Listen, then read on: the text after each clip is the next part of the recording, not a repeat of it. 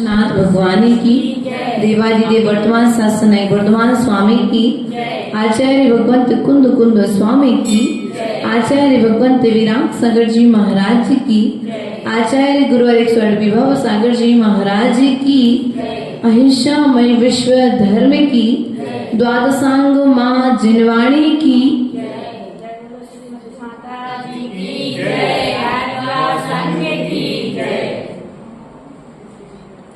प्रिय बंधुओं,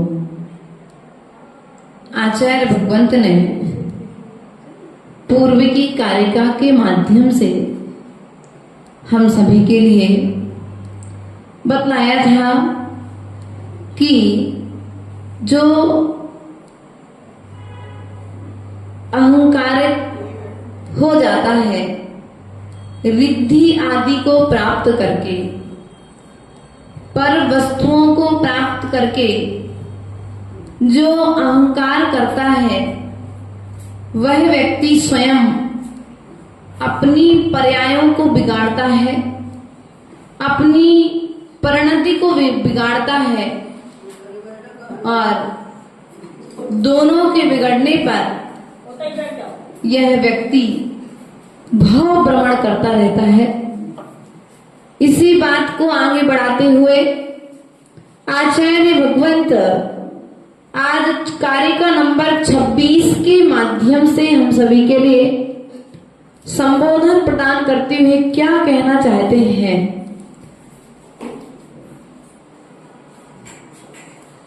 अस संजमदंड वंदे बद्धिविहूढ़ो वितोड़वंदिज दोणी भी होती समणा एक गोवी संजिदो होदी। अर्थात ना तो असंयमी व्यक्ति वंदना के योग्य है। आज कौन कौन वंदना के योग्य है और कौन वंदना के योग्य नहीं है, इस बात को आचार्य भगवंत यहाँ पर बतला रहे हैं। तो आचार्य भगवान कहते हैं जो असंयमी व्यक्ति वंदना के योग्य नहीं है, ना खाली वस्त्र रहित व्यक्ति वंदना के योग्य है, इनमें से कोई भी संयमी नहीं है, दोनों समान रूप से असंयमी हैं। अर्थात पूर्व की कारिका के माध्यम से मैंने आपको बताया था कि जैन दर्शन में नग्नत्व के लिए नमस्कार नहीं है, जैन दर्शन में निर्विकारता के लिए नमस्कार है। यदि आप नग्न पुरुष समझ करके नमस्कार करते हैं तो फिर इस संसार में रहने वाले मिथ्यात्व से सहित बहुत से व्यक्ति नग्न हैं। वस्त्र रहित की पूजा नहीं है, जैन दर्शन में निर्विकारता की पूजा है। वीतरागी की मुद्रा नग्न मुद्रा मात्र नहीं है, वह मुद्रा निर्विकारता को लिए हुए है। अर्थात किसी भी प्रकार का विकार अब जिनके मन में शेष नहीं रह गया है, ऐसे निर्विकार मुद्रा ही जो संयम के संस्कारों से सहत है, महाव्रत के संस्कार जिनके ऊपर में हो चुके हैं, क्योंकि यदि नग्नता को नमस्कार करते हैं तो फिर इस संसार में रहने वाला प्रत्येक पुरुष नग्न होता है, फिर वस्त्र पहनता है, लेकिन नग्नता को तो जो नग्न होने के पश्चात में उसने बाहर से भी वस्त्रों का त्याग किया है और भीतर से भी वस्त्रों का जिन्होंने त्याग कर दिया है। एक तो भीतर से त्याग होता है कसायों का और एक बाहर से कसायों का त्याग होता है। आप लोगों ने ब्रह्म गुलाल की कहानी सुनी होगी। ब्रह्म गुलाल बहरूपिया था, वो कहने को तो बहरूपिया था, लेकिन वह व्यक्ति देखिए, खेल खेल में तो धर्म हो सकता है, लेकिन धर्म के साथ खेल नहीं हो सकता। उसको हर तरह के रूप बनाना आते थे। और एक दिन राजा ने उससे कहा कि तुम इतने ही रूप में बनाने में माहिर हो तो शेर का रूप बनाओ। कौन सा रूप बनाओ? शेर का रूप बनाओ। और जैसे ही उस जीव ने शेर का रूप बनाया तो जैसे शेर के परिणाम होते हैं उस जीव के वैसे परिणाम हो गए। और सभा के मध्य में बैठे हुए राजा के पुत्र का भक्षण उसने कर लिया।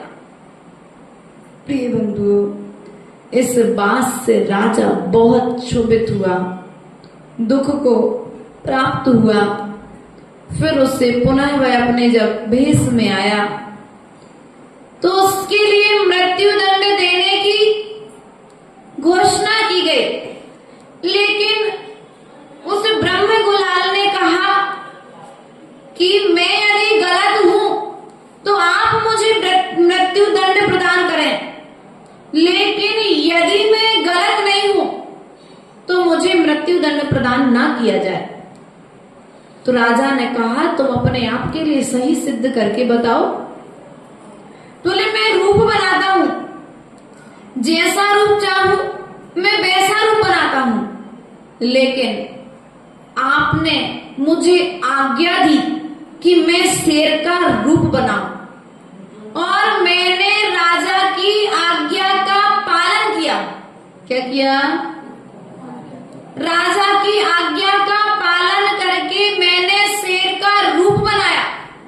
और जब शेर का रूप बनाया तो शेर के जैसे परिणाम रहते हैं, जैसी पर्याय होती है, उसके अनुरूप परिणामों का जन्म भी। तो शेर का जन्मजात भोजन मांस, और वह शेर का रूप बनाते हुए उसके जैसी लेस्याएं, उसके जैसी कसाएं मेरे अंदर में पल्लवित हुई। और मैंने शेर ना तो राजा का पुत्र देखता है ना राजा को देखता है, वह तो अपनी क्षुधा को शांत करने का उपाय ढूंढता है। भगवान मैंने भी वही कार्य किया।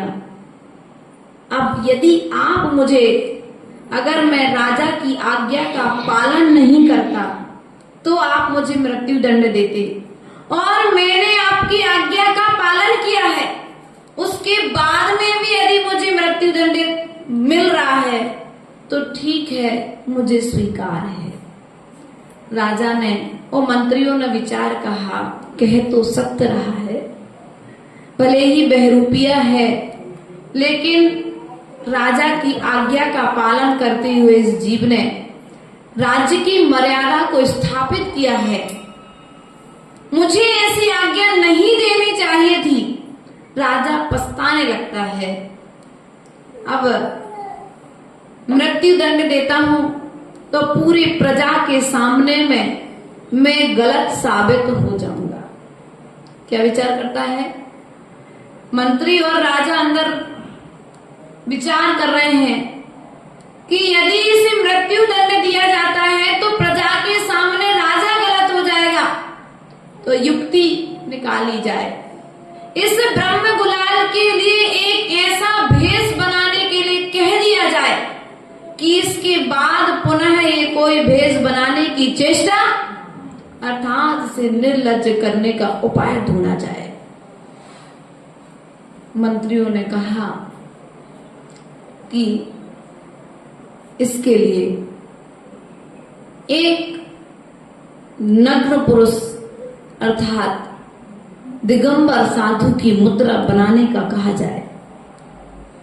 जैन साधु जिस प्रकार से निर्वस्त्र रहते हैं, फिर उसके बाद में उन्हें किसी भी तरह की लाज की आवश्यकता, और इतना अपमानित हो जाएगा जब निर्वस्त्र इस राज्य में घूमेगा तो ऐसे राजपुत्र के मृत्यु का दंड भी मिल जाएगा, और दंड के साथ साथ में आपका बदला लेने का मौका भी पूरा, भाव पूरे हो जाएंगे।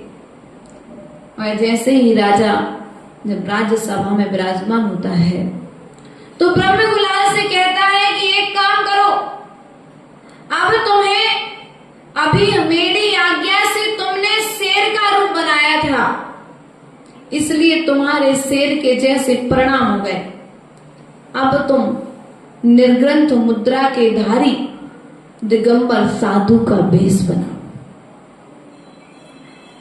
उस ब्रह्म गुलाल ने कहा कि भगवान, मैं दिगंबर मुनिराज का भेष तो बना सकता हूं, लेकिन मुझे भेष बनाने के लिए, अभ्यास के लिए 6 महीने का समय चाहिए। क्या कहा? उसने 6 महीने लगातार मुनि मुद्रा का अभ्यास किया। जिस तरह से मुनि रहते हैं उस तरह की चर्या का पालन किया, और पालन करने के पश्चात 6 महीने पश्चात जब वह राजा के चरणों में आकर के मुनि बना तो राजा ने कहा ठीक है, राजा का बदला पूरा हो गया, पुनः तुम अपने भेष में आ जाओ। तो ब्रह्म गुलाल ने कहा महाराज, खेल खेल में धर्म हो सकता है, लेकिन धर्म के साथ खेल नहीं हो सकता। अब मैंने एक बार दिगंबर मुद्रा बना ली है, अब मैं कोई दूसरा रूप धारण नहीं करूंगा। और उस जीव ने निर्ग्रंथ मुद्रा को बनाकर के साधना की, अर्थात वह दिगंबर बाहर से भी दिगंबर हो गया और भीतर से भी भावों के साथ में उसके अंदर में दिगंबर साधु के जैसे निर्विकल्प भाव होते हैं, ऐसे निर्विकल्प भाव उसके अंदर में होने लगे और वह जीव भविष्य में जाकर के साधना के बल से स्वर्ग आदि चला जाता है। प्रिय बंधुओं, हम धर्म तो कर रहे हैं, लेकिन कहीं हम धर्म के साथ खेल तो नहीं कर रहे। धर्म करते हुए कहीं हम छल तो नहीं कर रहे हैं, वरना हमसे श्रेष्ठ तो वह ब्रह्म गुलाल नाम का व्यक्ति है जिसने रूप तो बनाया है, लेकिन रूप के साथ में रूपसी को छोड़ दिया, रूप के साथ में रुपया को छोड़ दिया। आचार्य भगवंत कहते हैं संसार के कारण 3 ही हैं, रूप, रूपसी और रुपया। क्या? रूपसी और रुपया। पत्नी अच्छी, अच्छा रूप मिल जाए तो व्यक्ति अहंकार में भूल जाता है, अच्छी पत्नी मिल जाए तो व्यक्ति अहंकार में डूब जाता है, और अच्छा पैसा हो जाए घर में तो व्यक्ति अहंकार में डूब जाता है। अब या तो अच्छा रूप वाला व्यक्ति धर्म करते हुए बाहर में दूसरों को छलता है कि मेरे से ज्यादा सुंदर कोई दूसरा, मेरे घर से ज्यादा सुंदर। अब व्यक्ति का भले चेहरा सुंदर नहीं हो, लेकिन चेहरे से सुंदर मकान बना रहा है व्यक्ति। क्या है स्थिति भैया? चेहरा सुंदर नहीं है, लेकिन चेहरे से भी ज्यादा सुंदर मकान होना चाहिए। उस चूना मिट्टी के मकान का अहंकार करके बैठा है, जिसे चक्रवर्ती ने एक क्षण में छोड़ दिया। प्रिय बंधु, रुपये का अहंकार मत करो, क्योंकि इस रुपयों को तीर्थंकर भगवान ने एक चुटकी में छोड़ने में समय, उन्होंने क्षण मात्र में छोड़ दिया। और हम क्या कर रहे हैं? अब माता जी भगवान ने छोड़ा है तो हम लोग को तो संग्रहित करनी पड़ेगा।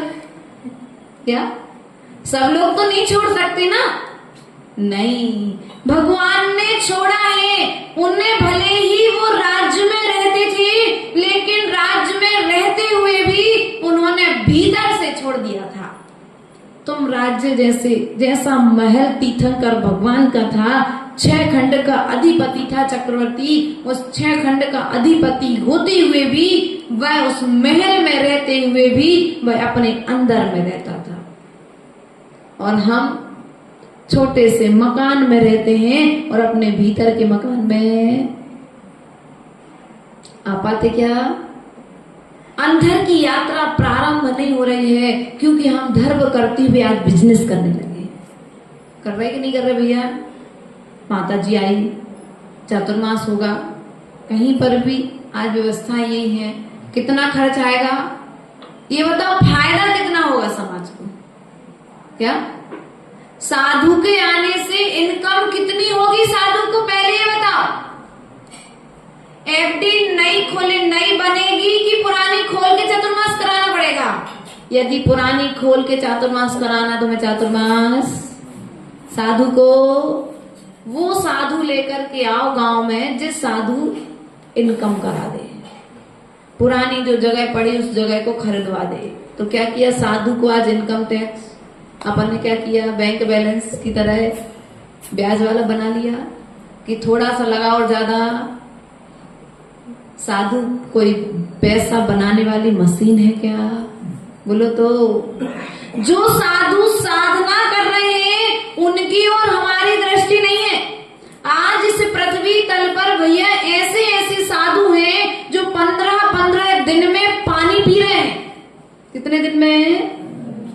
अंतर्मना प्रसन्न सागर जी, आचार्य भगवंत विशुद्ध सागर जी के शिष्य मुनि आराध्य सागर जी, मुनि अनुत्तर सागर जी, ऐसे बहुत सारे साधक हैं, बहुत सारी आरिकाएं हैं जो 32-32 दिन तक अन्न को ग्रहण नहीं करती हैं, 2-2, 3-3, 4-4 दिन में पानी ग्रहण करती हैं। लेकिन हम क्या हैं? जो पैसे वाला है, अच्छे प्रवचन करके जानता है, हाँ जो अच्छा वक्ता हो, क्योंकि बोलेगा तो पैसा आएगा और पैसा आएगा तो समाज उसके सामने झुक जाएगी। और साधना वाले के पास में बोलो तो आज स्थिति यही है। हम मात्र बाहर की प्रभावना देख रहे हैं, भीतर की प्रभावना से हम प्रभावित। साधु को हम सामायिक करते देखकर के प्रसन्न नहीं हो रहे। साधु सुंदर लग रहा है, क्या देख रहे हो आप लोग? कई सावक क्या देखते हैं? अच्छे कितने सुंदर महाराज है यार, वो रूप मत देखो। उनमें उस रूप को भी त्याग कर दिया। क्या कर दिया? जिस रूप को देख करके तुम उनके पास में जा रहे हो, उनके पास में बैठ रहे हो, आचार्य भगवान कहते हैं उस रूप को देखने का भी उन दिगंबर मुनिराज ने त्याग कर दिया। उन्हें भी एक ज्ञान हो गया कि जो बाहर दिख रहा है वह मेरा नहीं है, वो जो देखने वाला है वह भीतर वाला मेरा है। मुझे भीतर वाले तक पहुंचना है। देखने वाला कौन है? आंखें। आंखें देखती है क्या कि आत्मा देखती है? बोलो, आंखें देखती है कि आत्मा देखती है बेटा? बोलो तो तुम हाँ, आंखें देखती है कि आत्मा देखती है? थोड़ा सा सुनाई सा नहीं दे रहा है। आंख मात्र बाहर में साधन है, भीतरी कारण तो आत्मा है। तो इसलिए प्रिय बंधुओं, दुनिया को देखने के पहले एक बार अपने नैनों को संभाल लेना, क्योंकि यदि ये आंखें टकरा गई तो दुर्घटना घट जाएगी। इसलिए बाहर देखने के पहले वे दिगंबर मुनिराज देखो, जिन्होंने अच्छा सुंदर रूप पाया शरीर नाम कर्म के उदय से, और उस रूप को देखने का भी त्याग। और हम क्या करते हैं? दर्पण के सामने जाते हैं, किसे निहारते हो? काले लग रहे कि गोरे? थोड़े से काले हो गए तो थोड़ा सा पाउडर लगा लो, है ना? करते ना, यही सब चीजों में लगे रहते हो। बाहर वाले की सेवा तो आप लोग बहुत कर रहे हो, कर रहे कि नहीं कर रहे? बाहर वाले की सेवा तो बहुत कर रहे हो, एक बार भीतर वाले की सेवा करके तो देखो, भावों में परिवर्तन आ जाएगा, और भावों में परिवर्तन आएगा तो सब में दर्शन हो जाएगा। चक्रवर्ती अपने रूप को देखता है। किसको देखता है? रूप को देखता है, और रूप को देखते ही साथ में उसे रूप देखते देखते उसे स्वरूप का ज्ञान हो जाता है। किसका ज्ञान होता है? दर्पण में देखी काया, एक साथ दो दो छाया, इनमें कौन रूप मेरा, मैं रूप चिन्मय मेरा, पुद्गल तन के रूप सही। किसके रूप में? ये पुद्गल तन के रूप है, रूपी आत्म स्वरूप नहीं। क्या? जो आत्मा है उसका कोई रूप नहीं है। अर्थात शांतिनाथ भगवान चक्रवर्ती जब थे, उनका बताते हैं कि उन्होंने जब दर्पण में काया देखी, एक साथ दो छाया देखी और वैराग्य को प्राप्त। एक चक्रवर्ती का ऐसा बतलाते हैं कि वह चक्रवर्ती अपने शरीर के एक सफेद बाल को देखता है सिर के, और क्या होता है वैराग्य को? माता जी वैराग्य नहीं आ रहा। क्यों? दांत चले गए तो बत्ती आ गई, आंख चली गई तो चश्मा आ गया, बाल सफेद हो गए तो डाई आ गई। हो रहा कि नहीं हो रहा है? हम सदा 20 साल के, 60 साल के होने के बाद भी सदा हम 20 साल के बने रहना। आचार्य भगवान कहते हैं ये संकेत तुम्हें दे रहे हैं कि अब तुम्हारा समय निकट, लेकिन उसके बाद में भी हम सावधान होने का समय कब आएगा? साधना का समय कब आएगा? एक बार तो हमें अपने अंदर में झांकना पड़ेगा। जागो चेतन निज में आओ, मां जिनवाणी जगा रही है। जागो चेतन निज में आओ, मां जिनवाणी जगा रही है। सम्यक ज्ञान के इस झूले में मां जिनवाणी झुला रही है। क्या? सम्यक ज्ञान अर्थात जिनवाणी मां तुम्हें बुला रही है और सम्यक ज्ञान के झूले में बैठ कर के तुम्हें ज्ञान प्रदान कर रही है। लेकिन हमारे पास फुर्सत सब चीजों के लिए समय है, लेकिन जिनवाणी पलटने, पेज पलटने के लिए समय। एक माता का उदाहरण देते हैं कि वह बूढ़ी माता धन्य है जिसकी आंखें अब काम करना बंद कर दिया है, हाथ कपने लगे हैं, हिंदी पढ़ते नहीं आती है, अनपढ़ है, लेकिन फिर भी किसी मुनिराज के मुख से सुन लिया कि जिनवाणी सुनना चाहिए और सुनाने वाला कोई नहीं है तो पढ़ना चाहिए, और पढ़ते नहीं आता है तो जिनवाणी के पन्नों को पलट लेना चाहिए। जिनवाणी के पन्नों को पलटने से भी हमारी किस्मत पलटती है। क्या? जिनवाणी पढ़ना नहीं आ रही, समझना नहीं आ रही, कोई बात नहीं, श्रद्धा के साथ नमस्कार करने से यह जिनवाणी हमारे अज्ञान को हर देती है। वह माँ रोज मंदिर आती, बाजोटा लगाती, अछाड़ बिछाती, उस पर जिनवाणी रखती, लाइटर रखती और जिनवाणी के अक्षरों पर हाथ फेरती और पुनः उस जिनवाणी को बंद करके रख देती। एक नई उम्र की बहू जब इस दृश्य को देखती है कि माँ रोज आती है, अंधेरा होने के कारण लाइटन लगाती है और बाकायदा जैसे जिनवाणी को रखना चाहिए पूर्ण विनय के साथ में रखती है, लेकिन हाथ फेरते जाती है। या तो इसकी पढ़ने की स्पीड अच्छी है या फिर कुछ ना कुछ तो बात, और जाकर के पूछ लेती है उस बूढ़ी माँ से कि माँ आपको आंखों से दिखता नहीं है, लेकिन उसके बाद में भी आप बहुत जल्दी जल्दी जिनवाणी पढ़ लेते हो। तो वह माँ क्या बोलती है, बेटा हम पढ़े लिखे नहीं हैं, हमको जिनवाणी पढ़ना नहीं आती है, लेकिन गुरु ने कहा था कि पढ़ नहीं सकते, देख नहीं सकते, सुन नहीं सकते, तो कम से कम जिनवाणी के उन अक्षरों को छू लेना, तुम्हारी किस्मत पलट जाएगी। इसलिए श्रद्धा के साथ हम जिनवाणी को उठाते हैं। जिस तरह की विनय बताई गई है उस विनय के साथ में खोल करके अपने हाथ को उन अक्षरों पर फेर लेते हैं, जिससे कम से कम इस उंगलियों के माध्यम से हमारे कुछ तो कर्म की निर्जरा। पंडित के पास जाने से हाथों की लकीरें नहीं बदलेंगी। बदलेंगी क्या? पंडित के पास में जाने से हाथों की लकीरें नहीं बदलेंगी। एक बार जिनवानी के पन्नों को पलट करके देखो, किस्मत पलट जाएगी, तुम्हारा पुण्य बढ़ जाएगा। भगवान जिनेंद्र देव के अभिषेक का कलश उठा करके तो देखो, हाथों की रेखाएं बदल जाएंगी। भगवान को अपने मस्तिष्क पर रख करके तो देखो, तुम्हारा मस्तिष्क भाग्य की रेखा चौड़ी हो जाएगी। बस आजमाने की जरूरत है, विश्वास की जरूरत है, क्योंकि जहां पर विश्वास है वहीं पर राह है।